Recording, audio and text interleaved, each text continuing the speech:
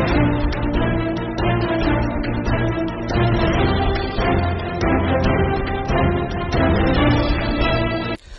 आवाज पे आज मुलाकात कर रहे हैं एकता अग्रवाल से।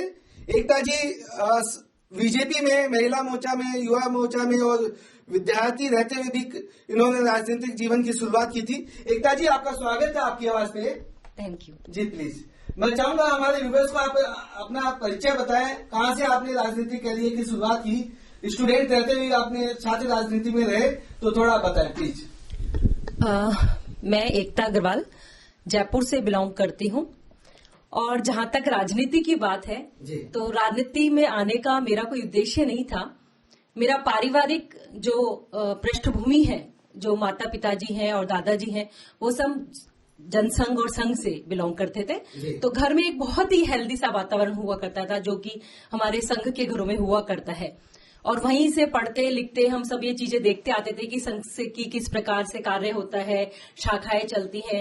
जब पापा जब इस फील्ड में काम किया करते थे, बीजेपी में भी काम करते थे, बीजेपी के भी वो पदाधिकारी रहे हैं, तो हम बच्चे थे। स्वाभाविक होता है कि आजकल के ही नहीं, पहले के बच्चे भी घरों से एक मुहिम के रूप में निकलते थे, तो हम वो सब करते थे। स्कूल हुई, स्कूल्स में डिबेट्स में भाग लेने का बहुत मुझे शौक था। मैं आर्ट्स की स्टूडेंट रही हूँ। जब कॉलेज विद्यार्थी जीवन में जब प्रवेश किया तो वहां पे अगर सही कहें तो शुरुआत हुई सामाजिक जीवन से, सामाजिक कार्यों से जुड़ाव को लेकर। एक एनजीओ था, उसने हमारे कॉलेज में मीटिंग की। उस एनजीओ की उस मीटिंग से मैं बहुत प्रभावित हुई और मैंने सामाजिक कार्यों में अपना कार्य करना शुरू किया। और उस सामाजिक कार्य करते करते ही एक दिन मेरे विद्यार्थी परिषद के कुछ कार्यकर्ता, जो कि हमारे कॉलेज में भी कार्य कर रहे थे, क्योंकि विद्यार्थी परिषद की एक बहुत अच्छी जो मैंने अपने लाइफ में एक कार्य सीखा है कि वो सिर्फ एक चुनाव लड़ने वाला छात्र संगठन नहीं है। जैसे कि मैं नाम नहीं लेना चाहूंगी कि और हमारे यहाँ संगठन है विपरीत विचारधाराओं के, जो सिर्फ चुनावी टाइम पे आपको दिखते होंगे, लेकिन विद्यार्थी परिषद एक ऐसा संगठन है जो कि पूरी साल भर बहुत सारी रचनात्मक गतिविधियों के माध्यम से स्टूडेंट्स के बीच में बना रहता है। और उसी माध्यम से मैं उनसे जुड़ी, मेरा उनसे जुड़ाव हुआ और धीरे धीरे विद्यार्थी परिषद में कार्य करते हुए, संगठन में अलग अलग दायित्वों में रहते हुए मैंने अपनी पहचान बनाई। और एक समय आया कि जब मैं कॉलेज प्रेसिडेंट का मैंने चुनाव लड़ा। और में आपने लड़ा था ये चुनाव? मैंने चुनाव लड़ा था 2002 में। मैं छात्र संघ अध्यक्ष बनी। कॉलेज से थे? मैं खंडेलवाल गर्ल्स कॉलेज से थी। हाँ जी। और उसके बाद में ग्रेजुएशन पूरी हुई। उसके बाद में युवा मोर्चा, भारतीय जनता पार्टी युवा मोर्चा में मुझे दायित्व मिला। बहुत बढ़िया। मतलब महिला रहते हुए आपने महिला मोर्चा की तरफ नहीं रुझान किया कि युवा मोर्चा का? हाँ, क्योंकि हम लोगों ने हमेशा यूथ में काम किया था, तो वहाँ पे मेरे लिए बहुत इजी काम करना हुआ। और क्योंकि नेचर भी ऐसा था कि थोड़ा सा अग्रेसिव थे, मतलब महिलाएं होते हुए भी, क्योंकि मेरे को माहौल भी ऐसा मिला था कि जहाँ लड़के लड़कियों में कोई भेद नहीं होता, पारिवारिक पृष्ठभूमि से भी और विद्यार्थी परिषद में भी। तो मेरे लिए बहुत इजी था युवा मोर्चे में काम करना। तो युवा मोर्चे में बहुत छोटे से दायित्व से मैं आई थी। तकरीबन मैंने 10 से 12 साल युवा मोर्चे में काम किया। प्रदेश कार्यकारिणी सदस्य से लेकर छात्रा प्रमुख राजस्थान और युवा मोर्चा राजस्थान प्रदेश उपाध्यक्ष। प्रदेश उपाध्यक्ष। हाँ जी, मैंने उसमें काम किया। तो किस तरह का कार्य होता है? आपने युवा मोर्चा की बात की है। हाँ जी। तो मैं चाहूंगा हमारे दर्शकों को बताएं कि युवा मोर्चा, बीजेपी युवा मोर्चा किस तरह की एक्टिविटीज में इन्वॉल्व रहता है और कैसे बीजेपी के सपोर्टिंग चैनल के रूप में काम करता है? देखिए, युवा मोर्चे को जैसे कि सब युवा जानते हैं, पूरा राजस्थान जानता है, पूरा भारतवर्ष जानता है कि युवा हमारे देश का भविष्य होते हैं। और अगर ताकत है हमारे देश की तो वो युवा है। और भारत के लिए मानना पड़ेगा कि सबसे ज्यादा आबादी जो है वो युवाओं की भारत में है। तो युवाओं पे हमारे जो संगठन है भारतीय जनता पार्टी का संगठन, उसमें कहा जाता है कि युवा मोर्चा हमारे पार्टी का हरावल दस्ता है। हरावल दस्ता है। तो हम युवाओं को लेकर साथ में काम करते हैं। संगठन के जितनी भी कार्य होते हैं, संगठन से जुड़ाव के कार्य करते होते हैं, जनता के बीच में जब हम सरकार में रहते हैं तब, और जब सरकार में नहीं रहते तब विपक्ष की भूमिका में भी आप देखेंगे कि युवा मोर्चा सबसे अग्रेसिव रूप से आगे जाता है और हम युवाओं से जुड़ते हुए काम करते हैं। तो युवा मोर्चा के बाद मैं चाहूंगा कि एकता जी, कैसे आपका राजनीतिक करियर परवान चढ़ा और क्या क्या आपने पोस्ट रही और क्या क्या उसमें एक्टिविटीज की? युवा मोर्चा के बाद में बहुत ही अच्छा मेरे को एक स्कोप मिला कि संगठन के कारण पूरे राजस्थान में, क्योंकि प्रदेश उपाध्यक्ष का दायित्व था, तो पूरे राजस्थान में हर एक जिले पर कार्य करने का मौका मिला, जिसमें मतलब लड़के तो थे ही, बहुत यूथ लड़कियों से भी मेरा जुड़ाव हुआ। और इस तरह से युवा मोर्चा में कार्य करते हुए फिर मुझे जगह दी गई भारतीय जनता पार्टी राजस्थान महिला मोर्चे में प्रदेश महामंत्री की।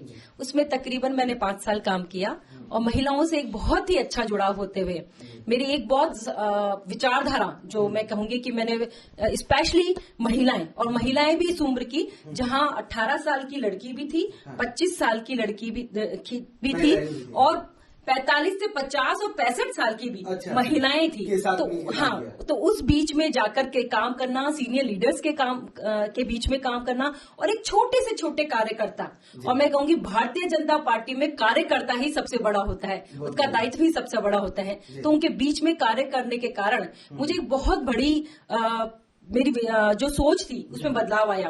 मैं सोचती थी कि यूथ ही सब कुछ कर सकता है, नहीं, महिलाएं सब कुछ कर सकती हैं। क्योंकि जिस प्रकार से हमने जब सरकार में थे तब भी गए और जब विपक्ष में थे तब भी जनता के बीच में गए, तो हमने देखा जिस प्रकार से एक महिला किसी भी घर में घुस सकती है, कोई और नहीं घुस सकता। अगर किसी भी परिवार का आपको विचारधारा चेंज करनी है, उनको कन्विंस करना है, उसके वोट को अपने वोट में परिवर्तित करना है, तो वो एक महिला ही कर सकती है। तो मैंने उसके बीच में तकरीबन 5 साल का काम किया। एकता जी, मैं चाहूंगा कि कुछ ऐसे क्षण भी रहे होंगे, ऐसी चीजें भी आपके सामने आई होगी राजनीति में, कि उन क्षणों का आप विस्तार से बता सकते हैं कि कुछ अच्छे रहे होंगे चीजें आपके साथ लास्ट 5-10-15 साल की राजनीति के लिए? देखिए, अच्छे बहुत सारे स्मरण रहे। देखने को ये मिला कि किस प्रकार से भारतीय जनता पार्टी संघ से, क्योंकि मैं तो बहुत नई पीढ़ी हूं, जब मैंने पुरानी पीढ़ियों को भी देखा, मतलब अपने मम्मी पापा को भी देखा, दादाजी को भी काम, जब मैं छोटी थी तब देखा कि किस प्रकार से भारतीय जनता पार्टी में एक एक कार्यकर्ता किस प्रकार से जुड़ा रहता है। उसको खुद की कोई चिंता नहीं होती, उसको कोई लालच नहीं होता। ये सबसे बड़ा आज जो भारतीय जनता पार्टी आप कहे विश्व पटल की सबसे बड़ी पार्टी है, ये हमारे लिए एक बहुत गौरव का विषय है। और मैं ये कहूंगी कि मैं अपने आप को सौभाग्यशाली मानती हूँ कि मुझे ऐसी भारतीय जनता पार्टी से जुड़ने का मौका मिला।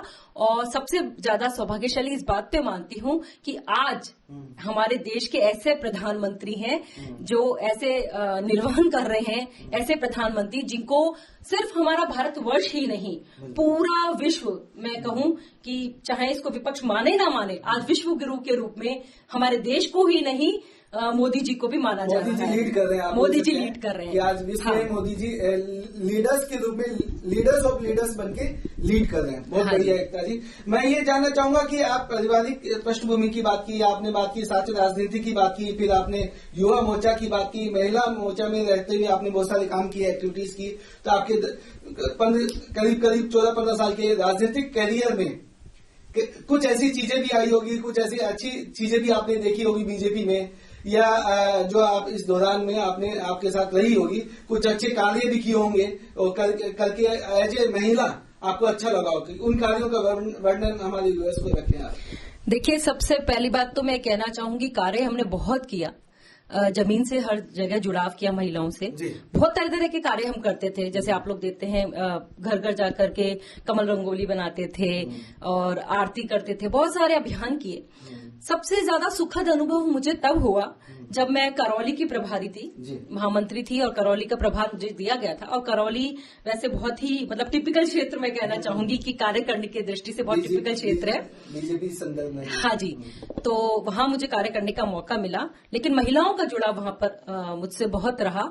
और वहां पे एक बहुत सुखद अनुभव तब रहा जब मोदी जी की बदौलत, मोदी जी ने, क्योंकि मैं कहना चाहूंगी, क्योंकि मैं भी एक महिला हूं, तो मैं बहुत ही गर्व से कहना चाहूंगी कि भारतीय जनता पार्टी ही एकमात्र ऐसी पार्टी थी, कांग्रेस कहती रही 70 सालों तक हमारे देश पर राज किया, वो अल्पसंख्यक वर्ग 50 साल जो अल्पसंख्यक वर्ग है, उनका वो बहुत ढिंडोरा पीटते हैं कि हम आपके हितैषी हैं, हम आपके हितैषी हैं। बहुत टाइम तक उन्होंने अपना वोट बैंक उनको बनाकर रखा। लेकिन मैं पूछना चाहूंगी कि इंदिरा गांधी तो प्रधानमंत्री थी, एक महिला थी, लेकिन उनकी सोच भी एक महिला तक क्यों नहीं गई? उस मुस्लिम महिला तक क्यों नहीं गई? उन्होंने क्यों नहीं सोचा कि एक मुस्लिम महिला ट्रिपल तलाक, आज मैं कहना चाहूंगी कि आप सबको भी शायद गर्व होगा कि उस मुस्लिम महिला से पूछिए, क्योंकि मैं महिला हूं तो मैं समझ सकती हूं कि ट्रिपल तलाक का जो द्वंश वो झेलती थी और दर्द वो झेलती थी, वो अगर किसी भी स्तर की महिला झेलती थी, बिल्कुल, और वो समझा तो सिर्फ मोदी जी ने समझा। और जब मैं करौली में गई तो मेरे पास एक पिक्चर भी है उसकी, बहुत सारी संख्या में बुर्का पहने हुए, बकायदा अब बुर्का पहने हुए महिलाएं आई वहां पे। उन्होंने मेरा स्वागत किया और मुझे कान में चुपके से कहा कि आप मोदी जी से अगर मिले, क्योंकि उनको नहीं समझ में आता कि हम मोदी जी से नहीं मिल सकते, मिल सकते हैं बट कभी नहीं मिले, लेकिन उनको ऐसा लगता था कि शायद ये मिलते होंगे क्योंकि वो पार्टी से है। तो उन्होंने कहा कभी मिले तो आप उनको एक मैसेज कन्वे कीजिएगा कि वो हमारे अल्लाह है। उन्होंने यही वर्ड यूज करे कि वो हमारे अल्लाह है, जिस दर्द को कोई नहीं समझा उन्होंने समझा। तो मुझे ये बहुत ही सुखद अनुभव किया कि हम इस क्षेत्र में भी काम कर रहे हैं। प्रधानमंत्री जी ने इतना बढ़िया डिसीजन लिया और उसको इम्प्लीमेंट करा है, यानी कि उस सोच को किया और उसको इम्प्लीमेंट भी किया। और महिलाओं होने के नाते आप ज्यादा अच्छी तरह समझ पाते हैं कि किस तरह का। और ट्रिपल तलाक तो ऐसी कहानियां हैं, बहुत सारी कहानियां ट्रिपल तलाक में आई है कि कुछ में नमक ज्यादा हो गया, किसी में मिर्ची ज्यादा हो गई, किसी में क्या घटना हो गई, पानी नहीं ले गए चाय का, मतलब छोटे छोटे किस्सों पे तलाक दिया जाता है। और वो महिलाओं का दर्द हमेशा ताज जिंदगी भर बना रहता है। बिल्कुल जी जी। तो मोदी जी के ऐसी और कौन से कार्यकाल रहे हैं 7-8 साल में जो आप समझती हैं कि आम जनता के लिए बहुत सुखद रहे हैं और उनके द्वारा किए गए कार्य, उनके द्वारा लाए गए बिल आम जनता को लाभार्थी रहे हैं?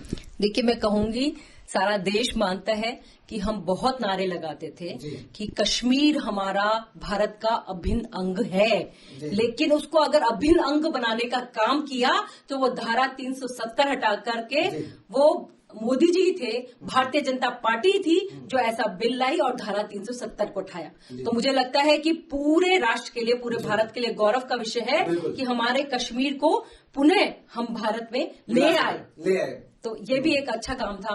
बहुत सारे इश्यूज पे काम किया है। दोबारा मैं महिलाओं पे आना चाहूंगी क्योंकि मैं महिला हूं तो मुझे बहुत अच्छा लगता है ये सब चीजों में।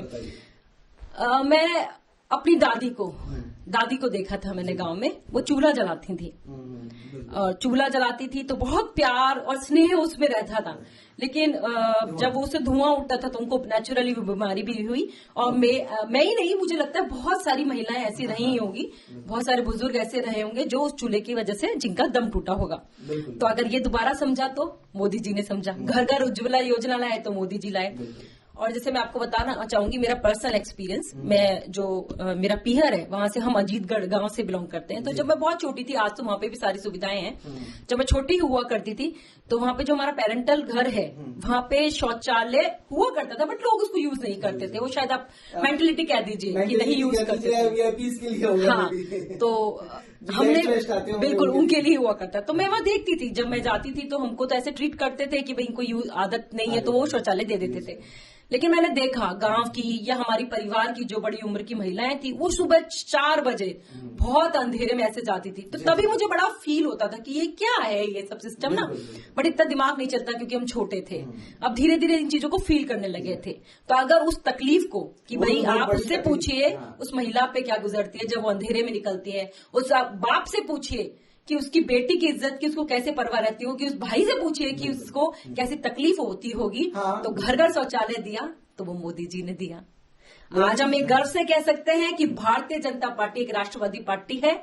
और चाहे विपक्ष कितना ही चिल्ला ले, अगर पाकिस्तान में जाकर के धमाका करने की किसी की हिम्मत थी, सर्जिकल स्ट्राइक, तो भारतीय जनता पार्टी और मोदी जी की थी। और कौन कौन सी योजनाओं के बारे में आप बताना चाहेंगी?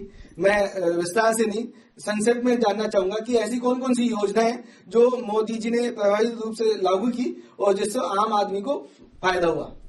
देखिए, उज्ज्वला योजना जैसे मैंने कहा शौचालय को के लिए वो लेके आए, और सुकन्या योजना कन्याओं के लिए वो लेकर के आए। इस तरह से महिलाओं और बेटियों पे बहुत सारी ऐसी केंद्रित योजनाएं हैं जो वो लेके आए और जिसका लाभ आज जन जन को मिल रहा है। और मैं कहना चाहूंगी बैंक का खाता, क्योंकि आप सब जानते हैं कि जनधन योजना का कितना अच्छा प्रभाव है। पहले लोग कितना परेशान होते थे, कहीं से गारंटी मांगते थे, कितना वो देना पड़ता था। आप खाता खुलना बहुत बड़ी बात खाता खुलना, और वो भी जीरो बैलेंस पे खुलना, ये बहुत बड़ी बात है गरीब आदमी। हाँ जी, गरीब आदमी के लिए। तो इस तरह से बहुत अच्छे अच्छे काम मोदी जी ने किए हैं। अभी करंट की बात कर लेते हैं कि किसान आंदोलन जो चल रहा है और किसान बिल जो बीजेपी ने या भारतीय सरकार ने संसद में पारित किए हैं, तीनों बिल, उस पर आप क्या कहना चाहेंगी? और विपक्षी पार्टियां जो उस पर मुद्दा बनाए रखे हैं या किसान आंदोलन हो रहे हैं, उस पर आप क्या कहना चाहेंगे? देखिए, मैं ये कहना चाहूँ कि विपक्ष जो है, मैं किसी का नाम नहीं लेना चाहूंगी, लेकिन सबको पता है कि उसका नेतृत्व कौन कर रहा है। वंशवादी पार्टी है, और जिन शब्दों का मुझे यूज नहीं करना चाहिए, लेकिन जनता समझ जाती है जैसे ही स्माइल आती है कि कौन कर रहा है और किस प्रकार की इनकी सोच है। सिर्फ विपक्ष कुछ अपने एजेंडे लगा करके किसानों को बौखलाने की कोशिश कर रहा है। और जिस प्रकार से कुछ आप देख रहे होंगे, अभी दिशा रवि का भी केस आया, और जिस प्रकार से मैं ये कहना चाहूंगी, सबसे बड़ी बात कि आज भारत सक्षम है। हमारी अगर कोई भी नीति होती है या हमारे राष्ट्र का या देश का कोई इश्यू है, तो किसी भी बाहरी या विदेशी को ये हक नहीं है कि वो हमारे देश के नीतियों में या कार्यों में हस्तक्षेप करें। और सबको जिस प्रकार से, क्योंकि भारत की जनता कोई मूर्ख नहीं है, वो बहुत प्राचीन, आपने देखा होगा कि हम लोग किस प्रकार से वेदों को पढ़ते आए हैं, विश्व गुरु थे हम, सोने की चिड़िया भी थे। तो हम लोग कोई मूर्ख जनता नहीं है ना। हम लोग सब समझते हैं कि किस प्रकार से विदेशी, कभी ये क्या नाम है उनका, ग्रेटा वेटा पर्यावरण वाली आ जाती है, कभी पॉर्न स्टार आ जाते हैं, बहुत सारे आते हैं। तो ये किस प्रकार का इनका हस्तक्षेप हो रहा है? अचानक क्या हो गया? ऐसे बहुत सारे मुद्दे होते हैं भारत में, आप उनमें नहीं आते। अभी ऐसा क्या मुद्दा हो गया कि आप सब उठ करके आ रहे हैं? तो मैं ये कहना चाहूंगी कि जनता भी समझ रही है, और विपक्ष को ये समझने की जरूरत है कि वो इस प्रकार से किसी भी बौखलाहट में काम ना करे। इनसे उनकी राजनीति रोटियां सिकने वाली नहीं है।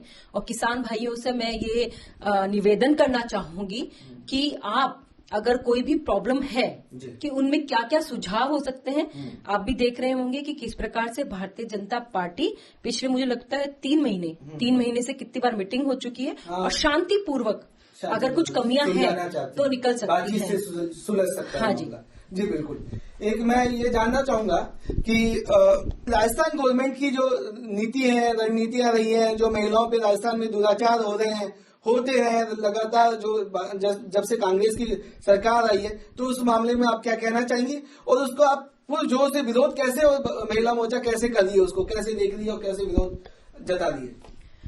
देखिए, मैं कहना चाहूंगी कि राजस्थान की सरकार जो वर्तमान में है, गहलोत जी की सरकार है।